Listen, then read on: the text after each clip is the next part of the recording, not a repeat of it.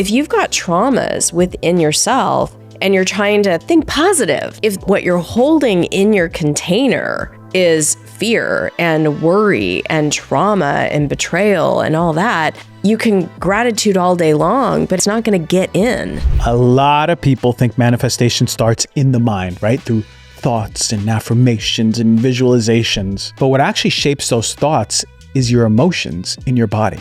The sensations and the patterns that many of us carry for years. That is exactly what our guest today, Christy Whitman, explores with all of us. Christy comes in, a New York Times best-selling author and a teacher with over 25 years of experience, and she's guided thousands of people around the world to break free from emotional loops, limiting patterns, and subconscious reprogramming. In this episode, she dives deep on why so many of us get caught in being toxic positive, how unprocessed emotions keep us stuck in the same cycle, especially even when it comes to attracting money, and why real alignment comes from integrating the mind, the body, and the emotional system, not just thinking differently. You can't just read a book and think differently. If you're willing to slow down just for a moment, open your heart, close your eyes, and listen to this show. Really be present with this episode and notice how she speaks directly to your soul. It's going to change everything.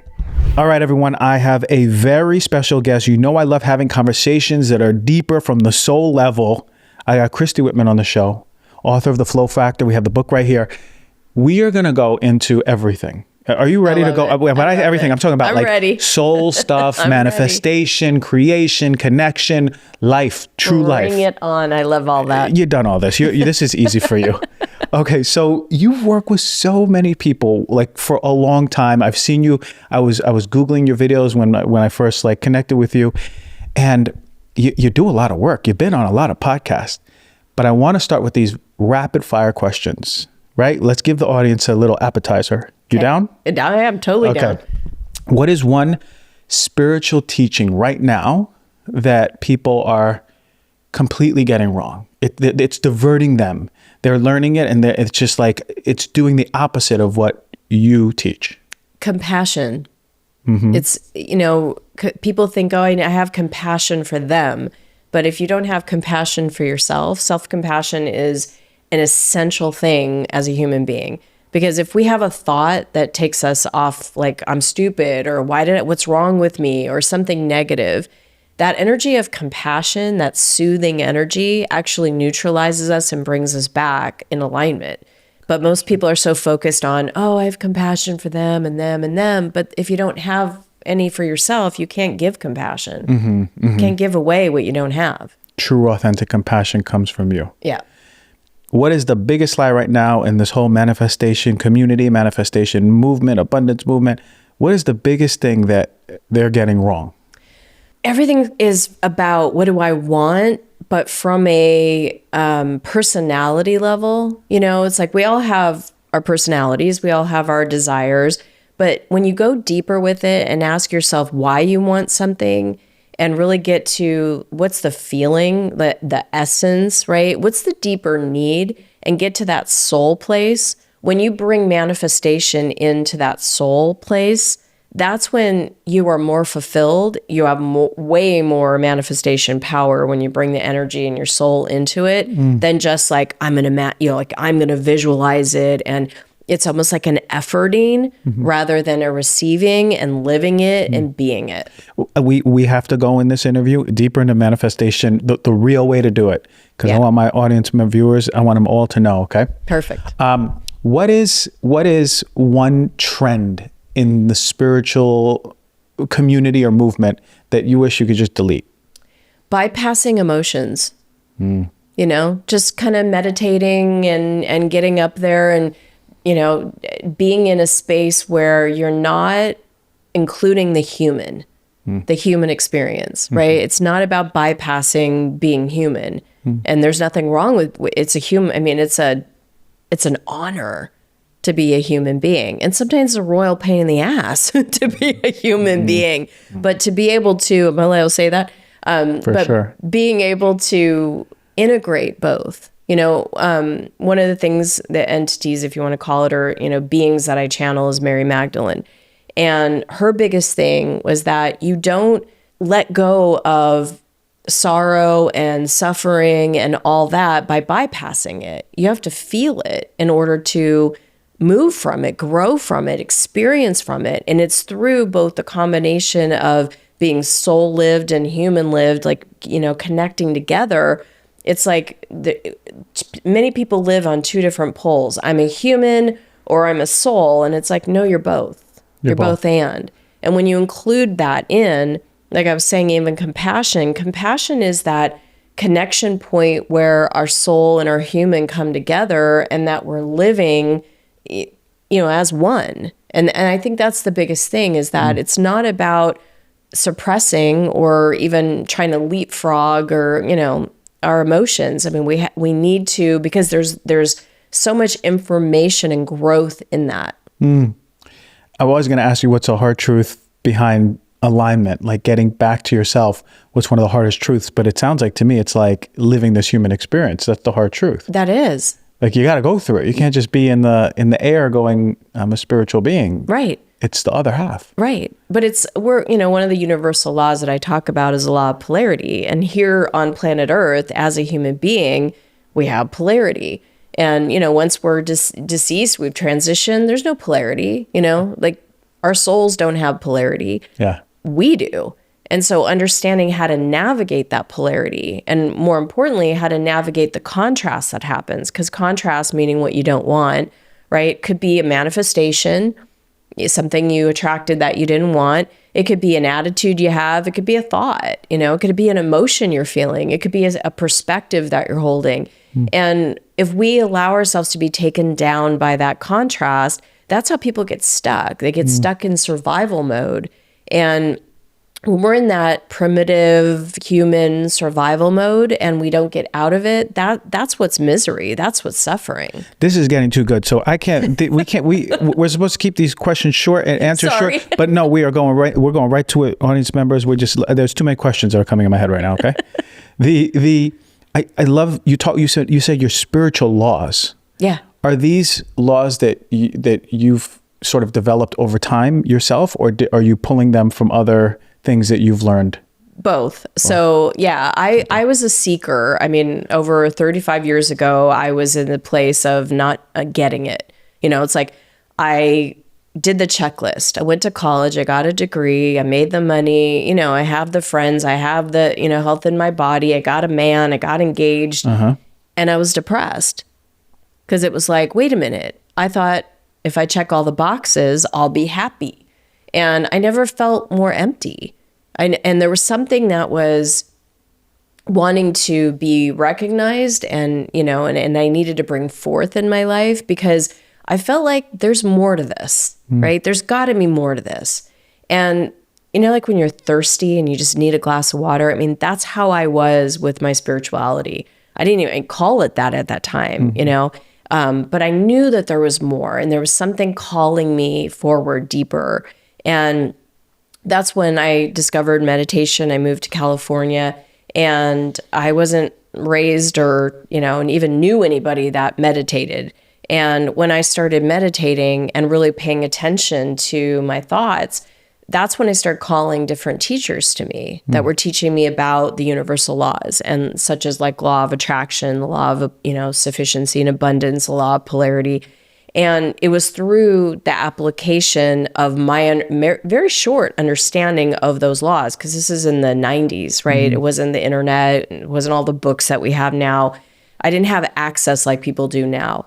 So it was me learning it, interpreting it, living it, learning what I did wrong and learning what I did right and how to apply that, and then teaching it from my stories and perspective and, what not to do and that sort of thing. And of course, having the downloads. I mean, my very first book and all of my books come through me as a channel. And, so it's like that other source, that other, persona, or that other type of information that's coming through me that added to what I already learned, say from other teachers.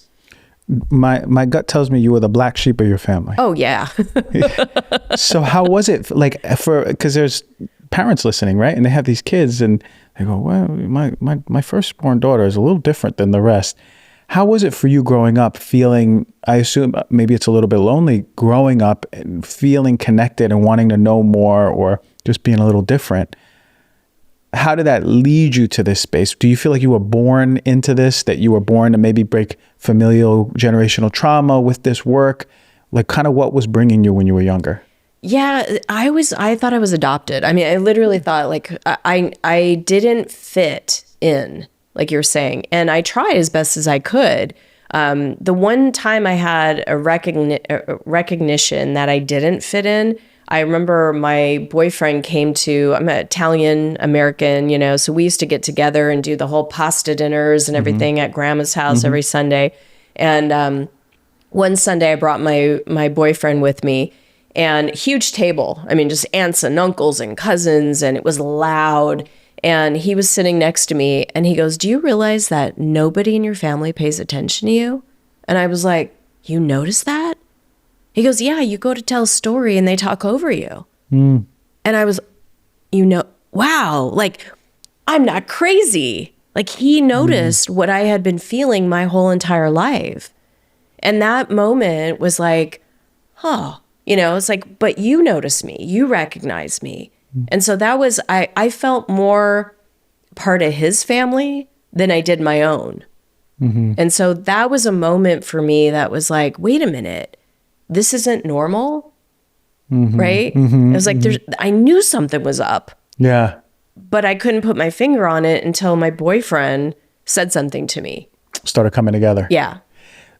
So for the viewers and listeners who don't really have the full picture on you, what is the work that you do now with all of this information and experience and journeying and seeking that has led you here? So I take people from lack and limitation, from survival mode into abundance and freedom mode.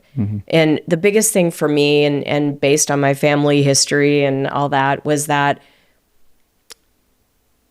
they are seeped in lack and limitation, as a lot of humans are, and that was my big awakening, was that, wait a minute, there's a different way of thinking.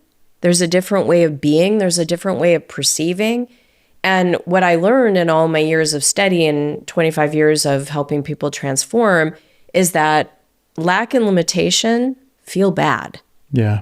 It just feels bad. When we think, I'm not enough, or there's not enough, or he's not enough, or he's not doing enough, or I'm not making enough, whatever the not enoughness is, and we all as humans have it, that's when we feel bad, right? And it's like, but that's like a thought away. We can bring ourselves into neutrality, which is compassion, having compassion for ourselves for even thinking that thought, for having that perspective.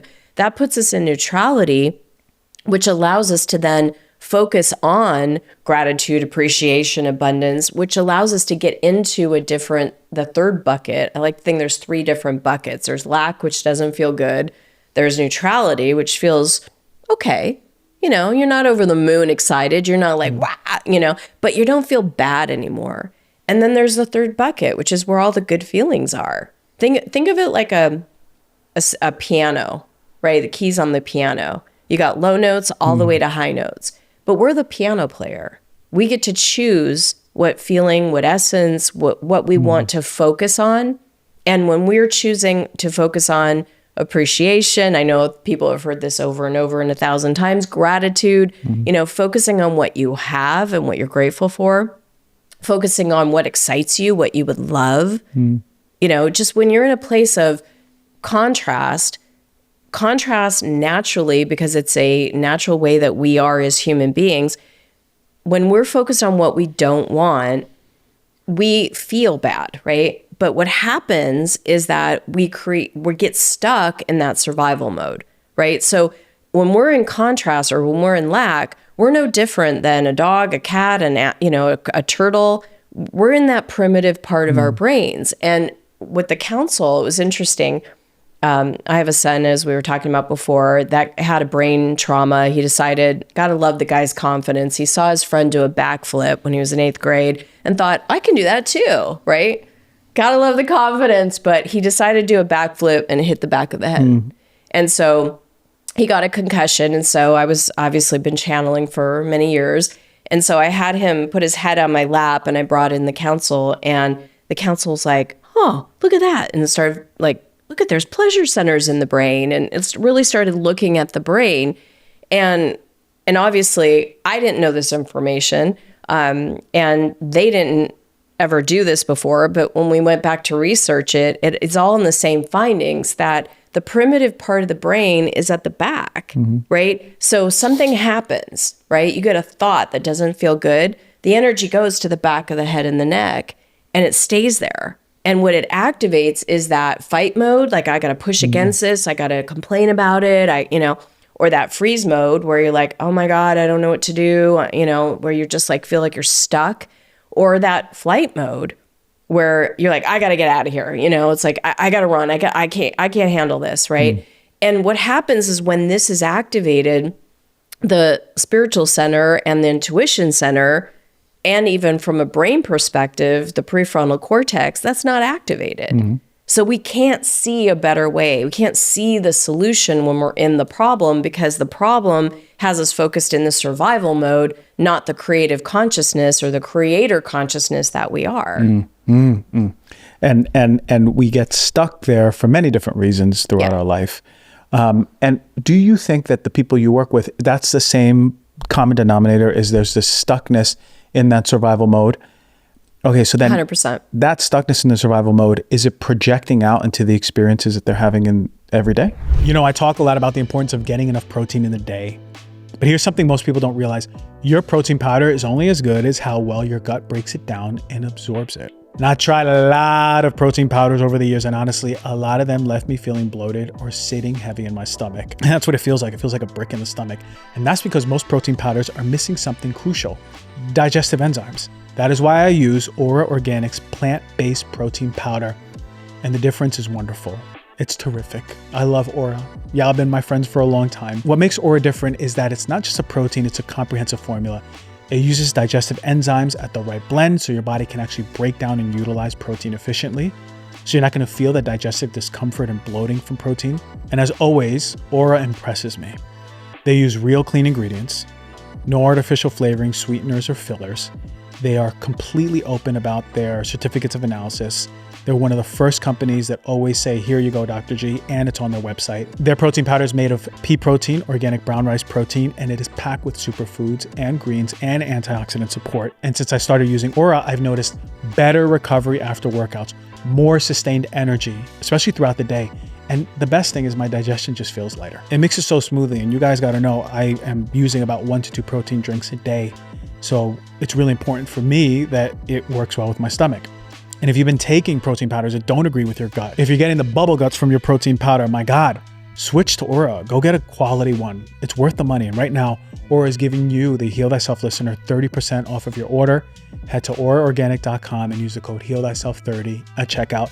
Your gut and your muscles and your brain and everything else is going to thank you. Let me talk to you something that has been a total game changer in my home, and it's probably not what you think. It is an air purifier, because what we breathe in matters as much as what we eat or drink. And air quality in our homes can be filled from everything from mold spores to pollen to smoke to allergies. And air purifiers are so important. Most of them are going to be in plastic boxes, make a lot of noise. And then I discovered the Jasper.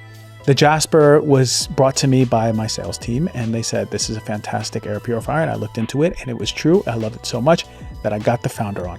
And what immediately caught my attention is the design. It's so many of the air purifiers are clunky, antiquated looking, 90s looking, and this is sleek, quiet, and powerful. But here's what really got me. It's built with steel, not plastic.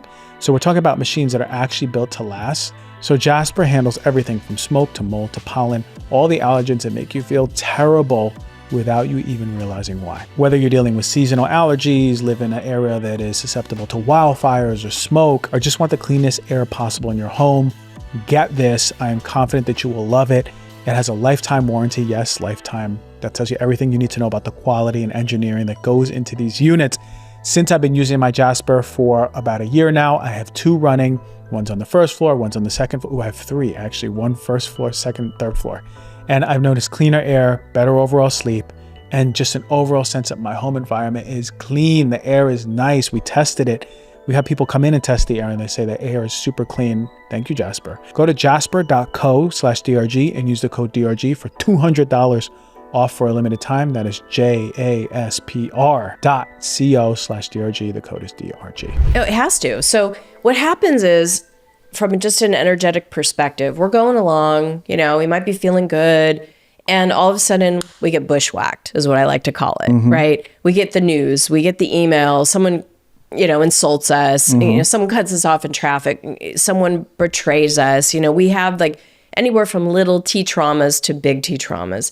And those traumas, what happens if you don't know this, because here's the great thing, that once you do know this, going forward, you can't unknow this. But what we naturally do, like think of a turtle that gets scared. It goes, right? We naturally close our hearts down and we get stuck in that survival mode. When we're doing that, we're constricted and then we get stuck in the lack mode.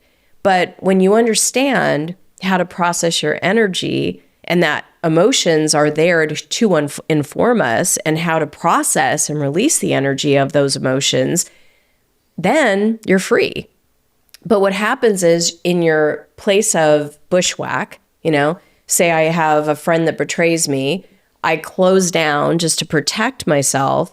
I make decisions within that place that girls can't be trusted. Girlfriends will steal my boyfriend, or girls will betray me, or, whatever the belief or the decision is. So not only are we constricting energetically around it, we get our mental body making a decision, which then affects our emotional body. It affects our whole physical body. It affects then what we attract. Because say we're hurt by that betrayal and we close down around that hurt energy and we don't process it, it's like a vortex of energy. Energy cannot be, destroyed. It cannot be created. It is. So if we have that energy that comes through us, what's supposed to happen is like that whoosh of emotion, be informed by it, feel it, let it go, so that we can then choose, how do I want to refocus here? But when we're in constriction and we have that energy imprinted in us, it's like energy becomes like a vortex and it draws other people, situations, circumstance, events that vibrate at that same level. And so we're like, God, no matter what I do, I keep being disappointed. No matter what I do, I keep dating the wrong guy. No matter what I do, it doesn't matter what it is, I can't get to this next level of success, right?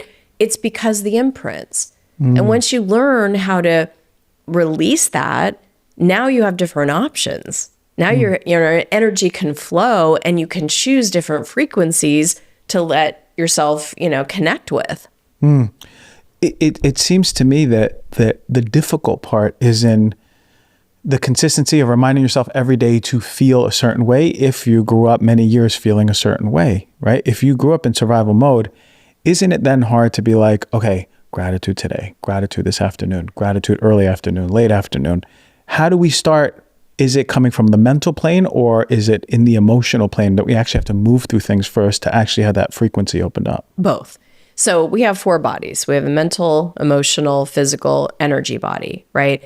And when someone has a tumultuous childhood, right? There's a lot of trauma, maybe there's a lot of abandonment, the things that as human beings imprint us. If we're having a hard time having gratitude in our day, feeling excited for our future, there's something underneath the surface. And so it's kind of like this. If you gave me a glass of water, right? This is a container.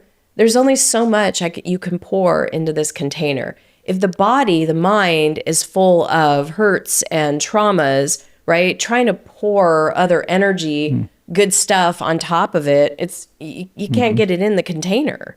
And so if you've got traumas within yourself and you're trying to think positive, let's just think positive, right? Let's just find a list of gratitudes and I know lots of people that do that. Let's list out all the gratitudes. If what you're holding in your container is fear and worry and trauma and betrayal and all that, you can gratitude all day long, but it's not going to stick. It's not going to get in. So essentially what I'm hearing then is one of the first steps is to have that audit of your body and going, what am I holding on to? What haven't I processed? Yes and no. We don't have to go looking for it, if you ever notice, because it's going to find us. It's going to show up. So it's not like you have to go, let me just look for all the ways I'm messed up today, right? Yeah. Right? Let me look for all the limitations that I have. It's going to come up because what naturally happens is when you make an intention, when you set a goal, when you say, I want to be this way, I want to change my life, I want to be a winner, whatever that is, that vibration is separate and different from what you're currently vibrating at. So when you are wanting to go to that goal, vision, vibration, intention, desire, whatever it is, it's like the parts of you that are keeping you down, those parts are going to reveal itself to you. They're going to come up, not to piss you off, but to reveal itself so that you can be freed from them. You can heal them, right? But isn't it, this is the part where I think people lose it, because they make these statements, those parts come up, and then they go back into the woe is me, what's happening, my life is a mess. Are people not making the connection that this is coming up for you? You made that proclamation that you want to step into this, and it's all coming up. Yeah. Are we not seeing that connection? No. I feel like that's one of the biggest mistakes. We just don't even see what's happening. Right. You've just set a big goal. You've just set a big intention. You've set something to change your life. And now all of the stuff is going to come up because it's going to say, okay, well, let go of me and me and me and me, me. It's like, I need to be let go. We need a shift here. Yeah. And the biggest thing is that compassion is that neutrality. I've said that before, but I cannot state this enough. Compassion is, and it's very misunderstood, because when I first started talking about compassion, when the counselors first started talking about compassion to me, I was like, what, feel bad for myself? Yeah. Like, what is compassion? Even compassion is a soothing energy, right? It's like if you're feeling bad and someone gives you a hug, it's that feeling of like, right? But the beauty of it is that you can hug yourself. No matter where we are in life, there are three things I say that if you want to really feel compassion, to get out of lack and into neutrality so that you can rise up to that intention, is, first of all, invite in your soul, right? Invite in the God that you know. Invite in that energy. It's an invitation. It's something above and beyond me, right? It's bring that part to mind that there's something greater, there's something bigger here happening. And I can have that support and that feeling from that greater self. So that's the first thing. So I like to think about, I've got a bubble of light all around me. Like I like to think of the image of Glenda in Wizard of Oz, right? I'm in the center of this huge bubble. But this bubble is my energetic self. It's my soul self, right?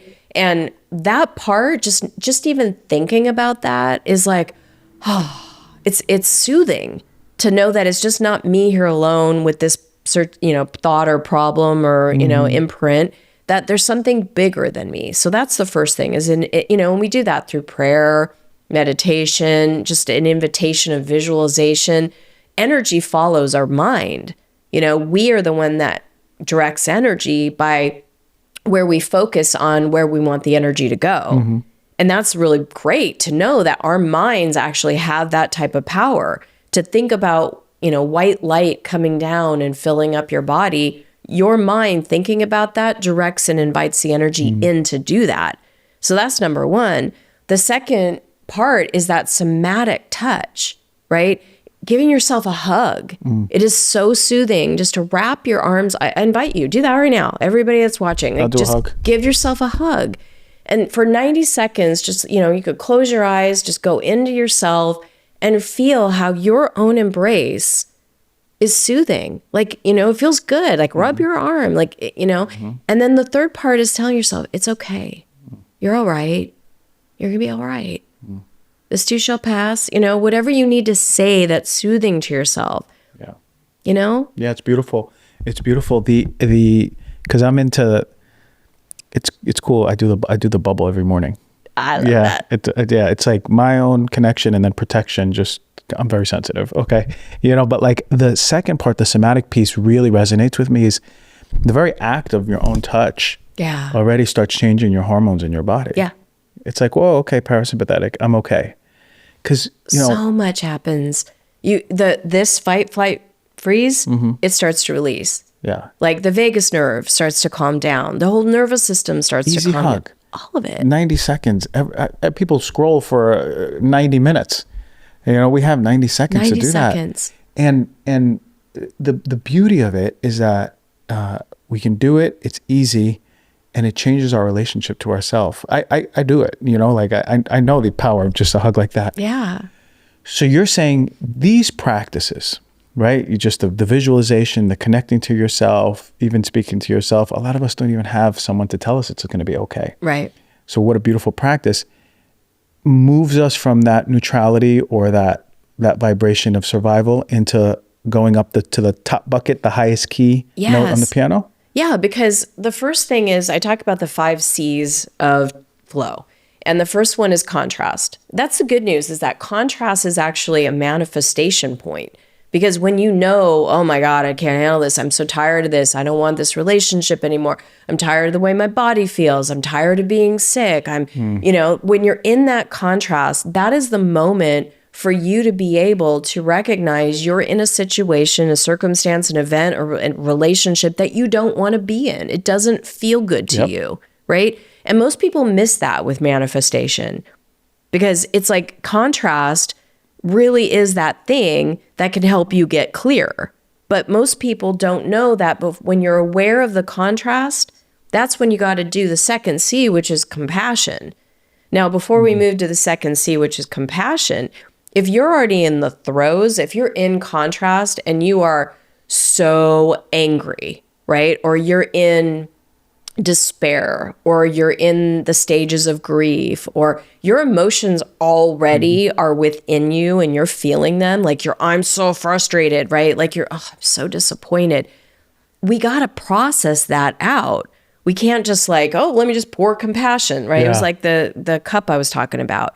So whatever's already in the system, if I'm angry about something, because usually I'm angry because we all are angry because someone crossed a boundary or I didn't get what I want. Those are usually the 2 reasons people get angry. So if I'm angry, what I can do is I can breathe down into my belly, which is my emotional body, right? And I can feel the energy, I can feel the anger, feel myself being in the state of anger. And what happens is when we're present with that, it starts to dissipate. It might start getting bigger, right? You might start feeling even more angry until it gets bigger, and it crests, and then it starts to drop, and then it starts to release. It's like a wave. Council, when they first came through, said that our emotional energy is like being a surfer in the ocean, right? It's like there's waves of emotions that come. And sometimes we might catch a wave of anger, disappointment, something like that.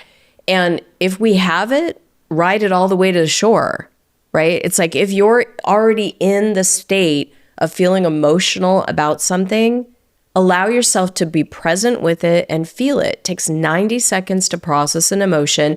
When you go down into your belly and take your attention off of the mind and the stories around it and let yourself just drop fully into the feeling of it, you'll start to feel better after 90 seconds. Then that's when you want to bring in the compassion. Okay. So feel first through the contrast or whatever's coming up. Feel. Yeah, because the anger or the sadness or whatever is the contrast. That is a contrast. And anything else, you try to bring in compassion in the middle of that, that's the bypassing. That's it. So we move through those emotions. If we let ourselves 90-second wave and we're back on shore, and we can stop and breathe and actually connect back to that compassion exercise. You can even hug yourself, and really feeling compassion for that moment. Yeah. What a healthy way to process emotions. It is. I mean, I have an example just the other day. My son Alex, who's 16, and teasingly call him Google because he knows everything. If you try to tell him something, he knows it all. Okay. So he had a new debit card that had come, from a new bank account that he opened up. And it came, and I told him, I said, your debit card came, and he had been waiting for it, and he left it on the kitchen counter and kept sitting there for about a week and a half, right? And I'm like, this is important, right? Like, here's your card. I didn't say anything else. So about a week and a half later, I was tired of looking at it. I told him, Alex, I'm moving your debit card into your room. I'm putting it on your dresser. Okay, Mom, right? Comes to me the other night. Mom, where's my debit card? I go, where'd I tell you I put it? You said you put it on my desk. I said, I did. It was not there. And I go, you need to go look for it because I didn't touch it. That's the only place, So it's not there. And I'm like, I don't know what you want me to tell you, but I'm not going to go look for it. I told you I put it there, right? So he went to the mailbox. He bugged his dad. He asked me another, 10 million times, where is it? And I just stayed in this space of, I told you, I communicated to you where this important document, was. Yeah. And so finally he's like, Mom, I found it. And I'm like, amazing what happens when you look with your eyes, right? Yeah. But he was so like, Mom, Dad, Dad, And I started to feel myself getting irritated and angry because it's like, why don't you listen? Right. And I had to just excuse myself for a minute. I went in my bedroom and I felt all of this frustration and anger and just like, oh my God, this kid. Right. But I was able to feel it, process it, gave myself compassion for being a mom that tries to do the right things and communicated what I needed to and he's not listening. Right. I gave myself that compassion, reset, so that I was able to go back out and have dinner with my family without being passive aggressive or holding it on or, having it come out sideways and, me being angry at him and him feeling that, because whose anger is it? Whose frustration is it? It's mine. I'm the one feeling it. It's in my container, right? I want the viewers and listeners, you guys got to take notes on that one because we have a formula so clear and it is essentially feeling that emotion and bringing that compassion. Yeah. But here's the thing. To feel that emotion, you're saying drop into the belly. Oh, yeah. Get out of the stories. Yes. I should have, could have, would have, how in the past and this in the future. Just feel. And when you're saying you stay in your belly for 90 seconds, you're going to feel that crest come up. Yeah. And then it'll move down. Yeah.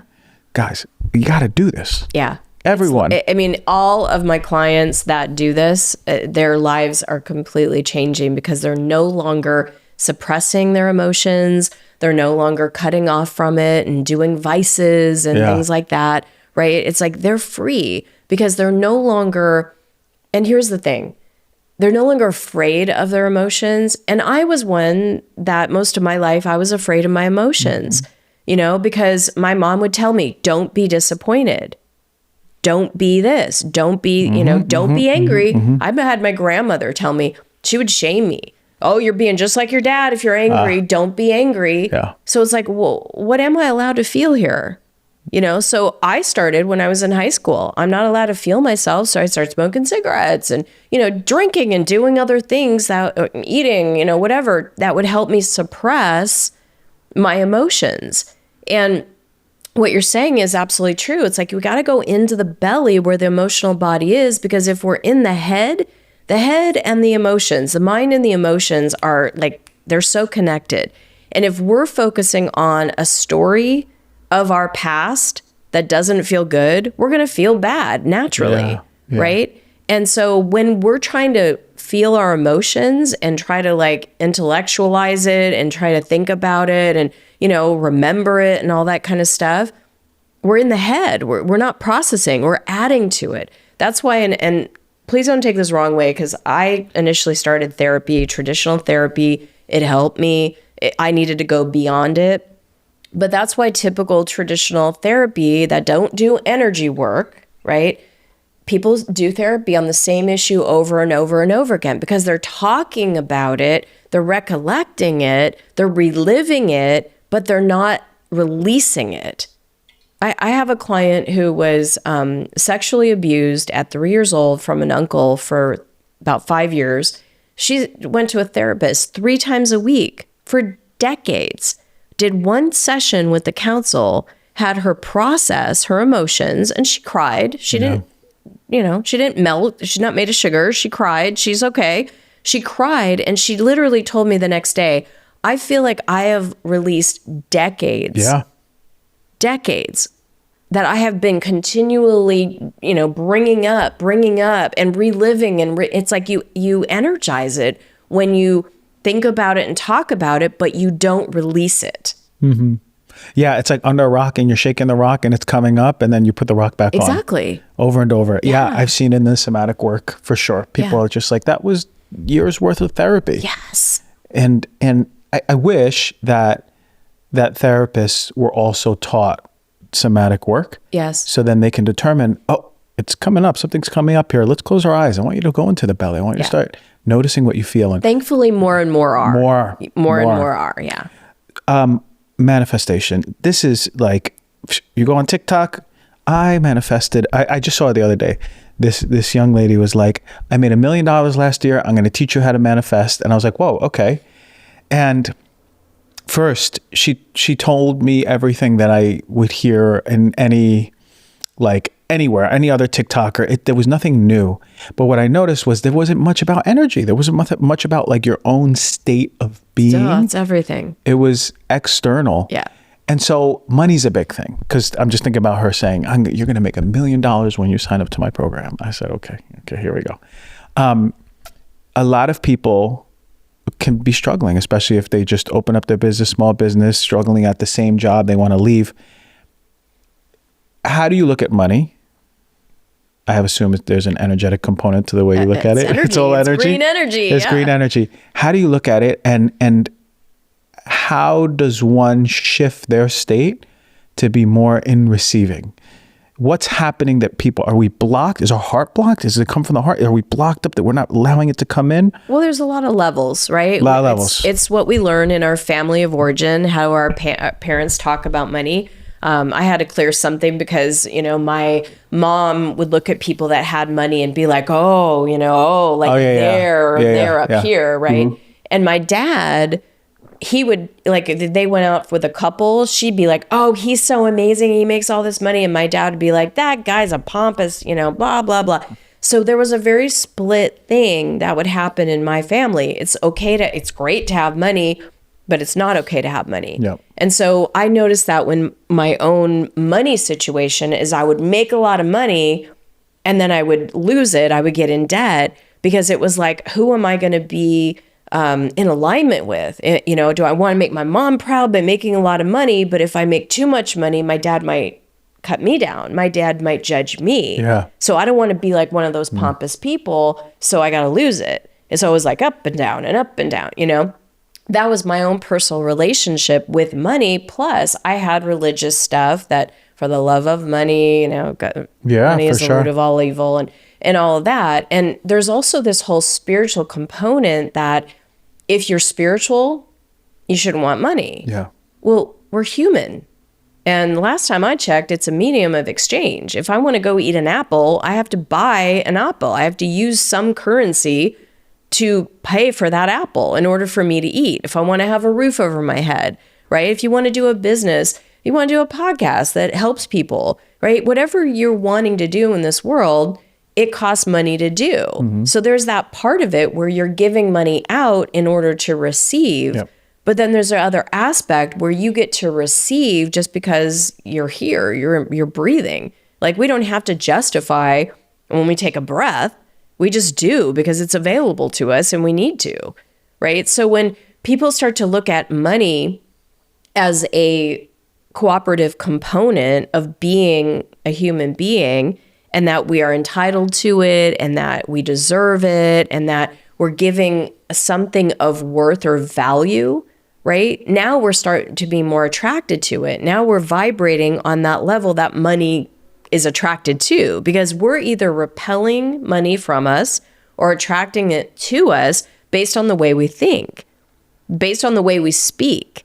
So if anybody ever says, I can't afford it, please stop that. Please stop it now. People say it all the time. I grew up with my mom saying that all day, every day. I can't afford it. Can't afford it. What do you think? We're made of money? What do you think? Money grows on trees? I mean, these are the types of conditioning. As a kid, I used to say, well, technically, Mom, yeah, because money is paper. It's from, smart ass. But, it's one of those things that we get imprinted with that information. We see our parents struggle. We see them fight about money. Or they completely avoid it. So we're like, what is this thing called money? You know, my parents never talked to me about it. My parents didn't know how to invest. My parents didn't know how to do this or that. So it was total avoidance. You know, so whatever someone's relationship is with money, you need to look at that, because all relationships start inside of us. The cool thing about money is that it doesn't have an opinion. It doesn't go, you know, I really like Dr. G. I'm just going to go to Dr. G, but I don't like Christy. Right. Right? It doesn't have that. We're the ones that are either drawing it in or repelling it to us based on the way we think. And, you know, just our consciousness is made up of 5 things, in my opinion, and in the councils. Number 1 is our words, what we say. When we're saying, oh, I can't afford it, right? How do you expect to afford something or live a lifestyle of affording something when you keep saying you can't afford something? So watching our words is essential. And I'm actually going to give, you know, a link to your listeners. It's watchyourwords.com. It's a 30-day complimentary program that I created years ago that are 30 words and phrases that you want to eliminate from your vocabulary. Because when you do, you're now more expansive, you're now more running energy, and you're more receiving mode than you are in constriction mode, right? So there's 30 videos that are 2 to 3 minutes in length. They tell you what not to say, why, and what to say instead. And just by shifting your words and your language, you shift your reality. But what also happens is that your words are an indication of what your thoughts are. Because so we have words, thoughts, emotions, perceptions, and actions. Those are the 5 things that we as human beings can control, right? And they're the most essential because it makes up our consciousness. So when we hear ourselves saying a thought that feels bad or is disempowering, nobody else can change it for us. That's our thought. You know, it's like I was saying earlier, if I'm angry, that's nobody else's anger. It's not anybody else's responsibility to make me not angry. That anger is within my container. Yep. Those are my feelings, right? I can either suppress them and see how well that goes, because if you suppress energy, it's got to come out somewhere else. It could come as a physical disease, huh? It does, yeah. Absolutely. It's interesting. My dad was a very angry man and would blow up and, you know, just get infuriated and just abusive mentally, you know, the whole thing. And my sister had committed suicide 24 years ago, and he didn't want to talk about it. He would never utter her name. If he did, if I brought her up, he would get so angry, just infuriated. And my mom was never allowed to talk about her. Like, she couldn't bring up her name. If something came in the mail that had her name on it, he would blow up and freak out. He ended up getting larynx cancer. I mean, what does the throat represent? Speaking expression. Expression. Yeah. Yeah. Yeah. Wow. I mean, look, like, this is, you're preaching to the choir now. Like, I know, like, I know this is, it's, but we all need to know, the viewers and listeners, we all need to know that it does manifest that way. Yeah. I'm sorry about your sister. Thank you. Yeah. It's just anger. There's usually a potent amount of sadness under that anger. Oh yeah. It's like the anger is protecting all that sadness and explosion, and he just wants to cry. Right. You know? That's what I learned too. Sorry to interrupt you. Yeah. That's what I learned too, is that when I first started really processing my emotions, I realized that I was always angry. Yeah. And I remember the moment I was driving, I remember I was living in Redding, California. I was driving and I thought, I'm always angry. If I'm not mad at my mom, I'm mad at my dad. If I'm not mad at if I'm not mad at someone or something, I'm angry. I'm running and vibrating. My set point is anger. And so once I processed the anger and started really allowing myself to feel what I was angry about, there was sadness underneath it. Yeah. It's always secondary. Yeah. It's the body's incredible. And if you don't move that energy, it comes out in another way. It could take years, but it'll come out in another way. I love this conversation about money, though. The way that you're framing this, because how many people say, oh, no, I can't afford that. It's no. Yeah. I remember this it's such a pivotal moment in my life when I was working and starting my new practice in Mountain View, California. And I went into a Whole Foods and there was this drink that I wanted, and it was like $9. And it was a small little juice. And I went to get it, I go, $9, forget it, I'm not gonna get it. I don't need that. It's too much. I can't afford that right now. You know, we're building up the practice. So I'm going to make sure. And I'm halfway through the parking lot. And I said, no, I deserve that drink. I deserve to drink that drink. I want to be hydrated by green juice right now. And I said, F the $9, I'm going back in. And from that point on, I always said, if it's in my body as excitement, I'm going to purchase it. Different from my head being like, I need it because I need to, you know, if it's excitement and my soul wants it, I'm going to purchase it. And I've been living like that. And what happened was it sort of cracked open this old way of thinking that we can't afford it. Yes. We as a family can't afford it, you know? Yes. So I love that you said that we don't even think about those words. I didn't even think about those words. It's the first time I actually said, why did I say that? You know, it's only $9. It's a drink, you know? Right. But that moment I became aware of my words. Yeah. It's a really powerful moment. And it changed everything. Yeah. It was back in like 2014, I remember, and it just changed everything. And so, viewers and listeners, watch your words. Watch your words. Oh. Watch your words. But what if it's in the subconscious? What if it is in the parents saying we can't afford that, we don't make enough money, you know, maybe next year, maybe next Christmas? What if we have all those memories as a child? What if those words are just being said? But how do we get to the subconscious? How do we get into that moment and start moving through that? Well, again, it's energy, right? It's energy. So here's the thing. There's all time is simultaneous, right? In quantum physics, that is a principle that your past, your present, and your future all exist right now. So if there is a part of you that is feeling bad or feeling limited or feeling angry or feeling whatever you're feeling in the past, it's because there's a younger version that's holding that imprint and holding that energy. So some of the processes we'll do, and we can even just think about it now, if you think about a part of yourself, a story, right? There's a part that feels in a place of powerlessness, right? Yeah. It feels closed down. But right here in the present moment where all of our power and connection, everything lie, we can start to pull back our energy from that younger self. So think of it like if you're a fisherman, you put a rod in and you reel it back, but think of it like you're reeling back energy, like you're pulling energy from that time, right? And as you are pulling back energy from that time, you're inviting your soul to fill that part of you up with light, with compassion, right? So by pulling in that energy, you're also working with that. It's in you. It's not linear in time, right? That part is within you. And so as you're pulling back that energy and then also giving it compassion, you're transmuting that energy, right? I had this happen the other day. I went to, I was invited to lunch with a couple girls. I was on the pom line. I was a pom girl in high school. And there was pom girls that would dance and cheerleaders that tumble and all that stuff. And so we were, you know, two teams that kind of performed together and that whole thing. And there was a cheerleader and a pom girl from high school that asked me to go to lunch. And we were about to go to lunch. And it was like 2 days before. And one of the girls said, hey, I'm in touch with Kirsten. Let's invite her to lunch too. And I jokingly through a text said, she stole my boyfriend in high school, right?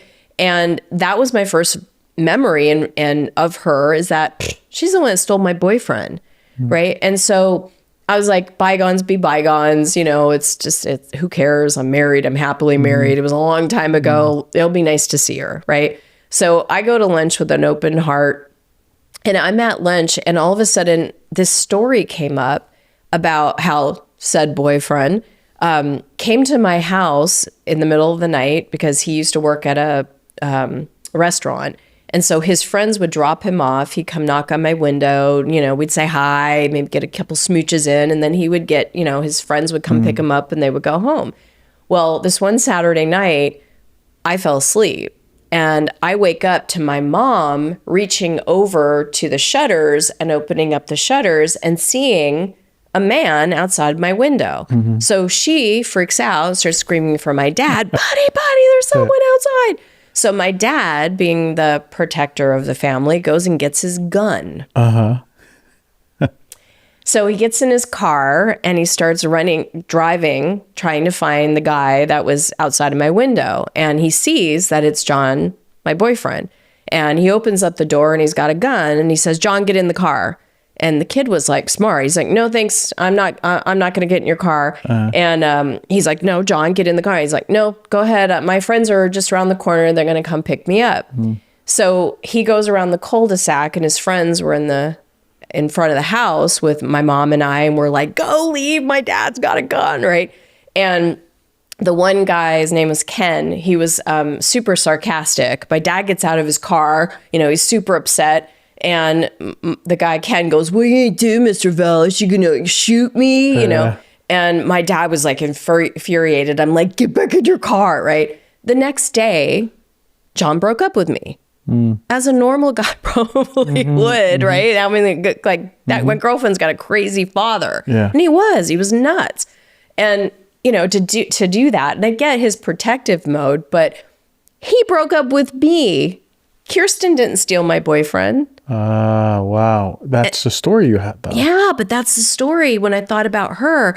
And I thought about it, I was like, wow, we were both upset when we broke up. I was like devastated because I really like this guy, right? So this is just this last week. I was like, oh, that part of me that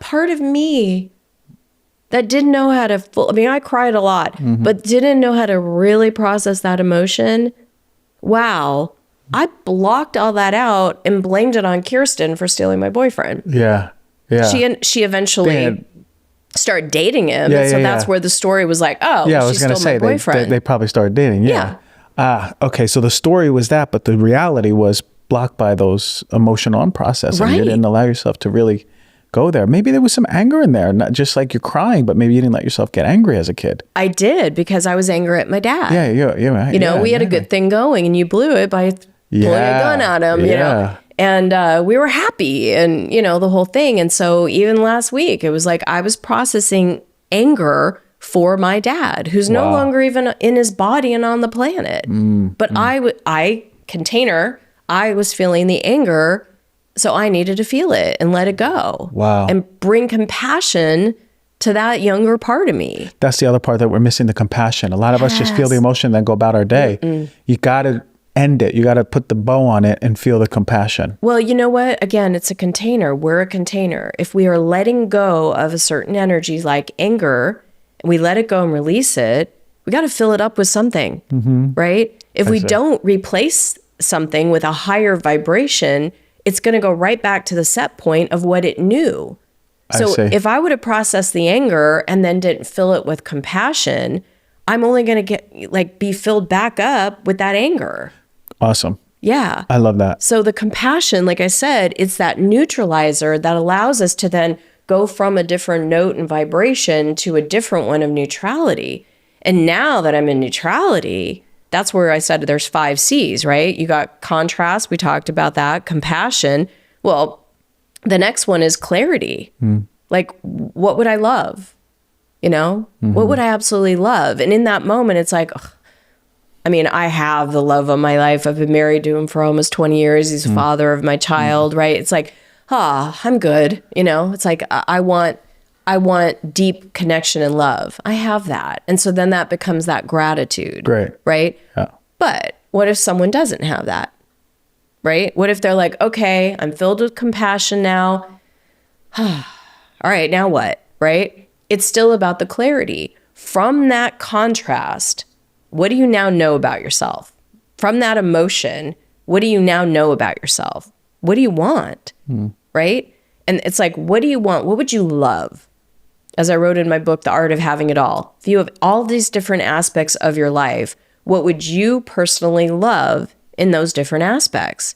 Because you get to choose that. You get to focus on it, right? So what would you want? Why do you want it? Because here's the thing. When you start thinking about what you want, you got your mental body now on board, right? You got your mental body focusing not on what you don't want, but on what you do want, which is essential. But then you go deeper with the why. Why would I even want that? And when you go to the why, you start invoking the emotions, the emotional body, which also gets you to a deeper level of the soul body. Like you now start to bring in the deeper part. It's not just Christy personality wanting something, wanting to attract it. I'm now deepening into my emotions, my essence, right? The why I want something. And then to even go deeper, it's like, ultimately, what's the emotion? Because most of us as humans go, I want to be successful, so I got to make more money or got to do this. There's like a strategy. Yep. There's a strategy to get what we want, right? Yep. And we do that in our minds, right? In order to feel love, I need to get a partner. In order to whatever, right? So we go outside of ourselves to try to feel something. But that's the biggest lie. Because I don't know how many times I'm like, oh, if I just hit this, if I just accomplish that, or and that was my thing when I said when I graduated college, if I just have this, if I just get a degree, if I just do this, it was always like, if I just, and then I accomplish it all. And it's like, oh, well, that didn't make me happy. So what's the secret of that? Right? It's like, what do I really need? Not from a needy, like, lack perspective, but what is it I'm looking for? What's the why? What's the essence? What would fulfill me in this moment? Because from there, from that place of love or support or abundance or wellness or freedom or any of those other needs, now we can then cultivate that. That's where we get into our creator consciousness and know that the energy of freedom, the energy of flow, is already here. I'm the factor. Am I in flow? Yeah. Or am I out of it? Yeah. Right? Yeah. And so by really getting into that space of clarity of what do I want? Why do I want it? How do I want to feel? What's that essence? Is it love? Is it compassion? Is it freedom? Is it security? Right? Connection, passion, purpose? Because you start to cultivate that, and then the universe forms that for you. I wrote about that in Quantum Success, one of my books, that I was a pharmaceutical sales rep and I made a lot of money, but I didn't have any connection. And I certainly felt drained every time I walked out of the house to go call on doctors and talk about drugs. Because for me, if I get a headache, I put peppermint oil on my head. Yeah. You know what I mean? I'm not a run to the pharmacist, run to a doctor kind of person. Not that there's anything wrong with that. I find that it works better for me, and knowing the energy behind it, it makes sense. So for me, I didn't feel passionate about what I did, and I certainly didn't feel like I was on purpose. Yeah. And knowing what I know and what I teach, this is over 25 years ago. I started cultivating during a meditation. I started imagining what it would feel like to have both passion and purpose in my daily life in what I did. Now, I had no idea that this, being a coach, being an author, even was a possibility for me. But it formed itself from that energy. So filling yourself up with the energy, like if you want to be successful, feel that energy of success. Here's the beauty of it. If you have split energy, if you have like, okay, yeah, I can feel the success. I want this feels good, but I can't have it. That's where the contrast is. That's where you go in and give compassion to that part, or process if an anger or something, disappointment or sadness, or if there's a belief there that you can't have what you want. Well, belief is just a thought that's been thought over and over again. You can change that thought. You can make a new decision. That's what we miss a lot. There is a split. You can't just say, I'm going to feel better, but there's a part of me that doesn't feel good. Right. Then you're saying, go to that part that doesn't feel good and bring compassion. Whether you need to go through an emotional process and then bring compassion, or just notice what is there. Yeah. Even if you repeated that over and over and over all your life. And over and doesn't over. mean it's real. Doesn't mean it's real. Maybe it was in a moment, but not anymore. Yeah. Man, we could do another hour. We could do another hour, but you are a busy woman, and I want to. This is your new book, Yeah, Flow Factor. What is in the book? What's it all about? This book is really about exactly what we talked about, that you cannot avoid contrast, because most people in manifestation space they try to like avoid the fact that there's contrast. I know I was there too. I remember when I first started learning about law of attraction and I was supposed to go on a flight and the flight was delayed and I was like, I know about law of attraction. How could a flight be delayed? What, what's wrong with me? How could I manifest this? Yeah. Contrast happens. It happens. And so we have to know how to move around it and not be stymied by it. Be in flow. Yeah. Because there's fight, flight, freeze, fawn. Those are our survival modes, but there's a fifth, and that's flow. And flow always feels good, and it's always available to us. We're the factor. We're the factor. We're the factor. Where we get that? On Amazon or anywhere else? Everywhere books are sold. I like it because it doesn't seem really fat. No, it isn't. It's not thick. We can read. I can read that. That's my type of book. Yeah. I'll read that on an airplane back and forth. Yeah.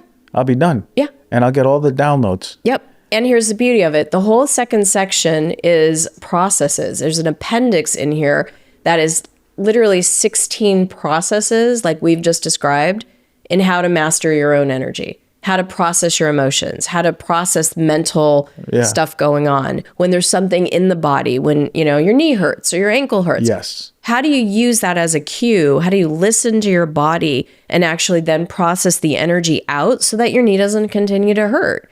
You gather the information, because I'm sure you talk about this too. We only have it's like, if a bathtub is like the plug in the bathtub is there and the water keeps running, it's going to overflow. Yeah. Right. And that's what happens with our emotional body. If we're like stuffed in our emotional body, it's got to go somewhere else. It goes into our physical body. Yeah. And so when you learn how to, my knee's hurting, my shoulder, whatever it is, when you learn how to release the emotions from that, now you don't have the room in your shoulder or your knee or, because it's now released. 100%. How do people find you? Well, you can go to watchyourwords.com. Watch Your Words. And you can also go to christywhitman.com. I'm on, Google me. I'm all over the place. I love that, Christy. You are amazing. Like I said, we could do another hour. I wish we had, because there's a whole Mary Magdalene conversation I wanted to have. Oh, yeah. But that's going to be the next time you're out here in California and LA. Love it. Thank you for the work that you do. You are just elevating consciousness, bringing people back to that remembrance that we are powerful beings and we can flow through life, but also attract what we want. Thank you for your work, Christy. Thank you, Dr. G. Amen.